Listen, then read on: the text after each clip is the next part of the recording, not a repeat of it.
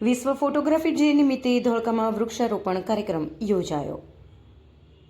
ધોળકામાં તારીખ 19 ઓગસ્ટ 2026માં વિશ્વ photography day નિમિત્તે ઇમેજ ચેરિટેબલ ટ્રસ્ટ દ્વારા સંચાલિત ફોટો વિડીયો એસોસિએશન ધોળકા, ભાલ નેચર ફાઉન્ડેશન તથા સારસ નેચર સોસાયટીના સંયુક્ત ઉપક્રમે અંસારી જમાત કબ્રસ્તાન ખાતે વૃક્ષારોપણ કાર્યક્રમનું આયોજન કરવામાં આવ્યું હતું. આ પ્રસંગે લાયન્સ ઇન્ટરનેશનલના regional chairman Shri Lion Kiritbhai Chauhan સહિત અંસારી જમાતના મહેબૂબભાઈ અંસારી, મહેબૂબભાઈ મંસૂરી, જાન મોહમ્મદ અંસારી સહિતના સામાજિક અગ્રણીઓ ઉપસ્થિત રહ્યા હતા. કાર્યક્રમ દરમિયાન પર્યાવરણ જાળવણી અને વૃક્ષોના મહત્વ અંગે સંદેશ આપવામાં આવ્યો હતો. ઉપસ્થિત મહાનુભાવોના હસ્તે વૃક્ષારોપણ કરવામાં આવ્યું હતું.